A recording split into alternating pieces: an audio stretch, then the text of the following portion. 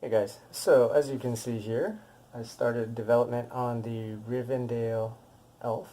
Um, so with that, it's very similar to the one from Lord of the Rings, the green and gold, but it's silver and blue.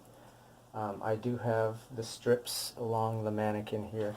Basically, all I did is I created strips for the mannequin itself out of foil. So all you have to do is bunch it up to the shape that you want. I went with 2.5 inches so that I can fold it over the top, glue it down so it creates the ridge. And then I created a bunch of pieces all the way down to the midsection. And basically I'm just going to do that all the way through so that I can create the armor. And I just keep cutting until I finish the top of the breastplate. So that's how we're starting.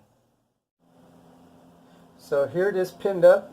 I've got all the foam cut. Now, the actual armor is not quite this long. It's a little bit higher. But I did this way because I wanted you to see that we're actually going to fold these pieces over probably about a couple millimeters. So it creates an edge here on each individual panel. So it's actually going to bring it up to about there. Over the chest and rib cage, which is kind of where we want it. So just be aware that each side will fold. Now this is the only one that's going to fold doubly, the ones on the outsides. So I may recut this a little thicker so I can fold it over and it gives it the same width that I want out of it. So I'm not sure yet. I may fold this one over and just kind of see how it looks. But yeah, I may actually cut it a little bigger, fold that over. So each one's going to get folded over. And what you can do if you want when you actually fold it is draw a line of how wide you want to fold it over. I'd say a couple millimeters. And if you want, you can thinly take one of your X-Acto knives and then just lightly draw through that line so that when you fold it, it creates a crease in the actual foam. And so that way you won't have like one side bubbling wider and then thinner and then wider and then thinner. It should keep it along the same line that you just cut. And that'll help you fold it over easier. And I'd use contact cement because it'll stick it down pretty good.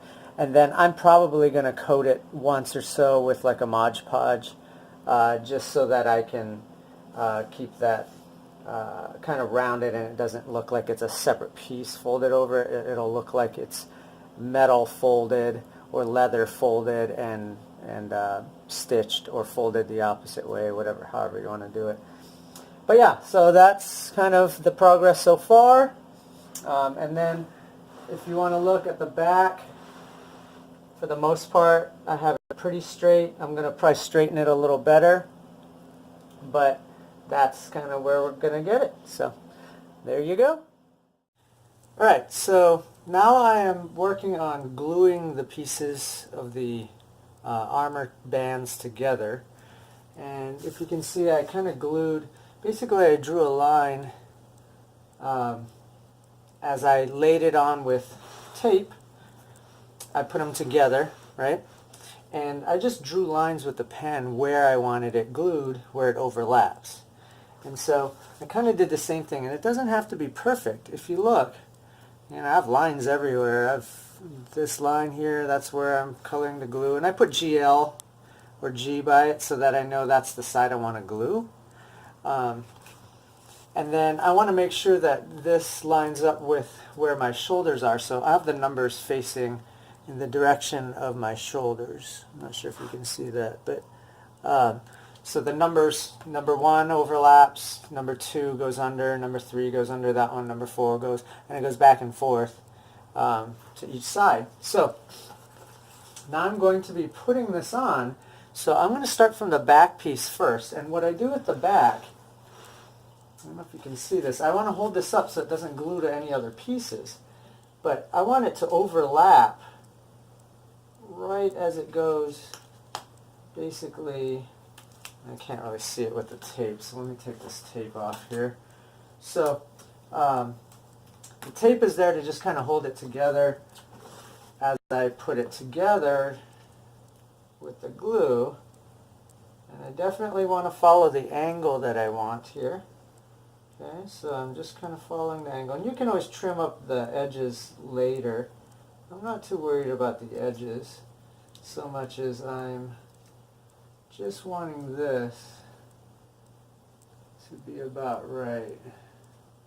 And so if you notice, I'm going very slowly. I'm not even tacking it down yet. I'm trying to be very careful not to tack it down because I want to make sure that I get the angle that I want out of it before I do it fully. Because sometimes you can peel it back off if you made a kind of a mistake. But you're going to have a heck of a time if you set it down and then try to do it. So you can tell right here, this is the tricky part.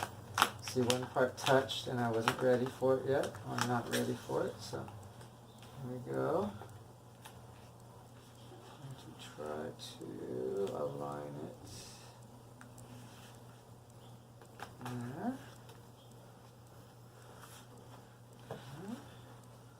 This is good. So I can tack that back on. See, my line went a little over, but that's okay because I'm going to be painting, plasti dipping, and Mod Podging over this. So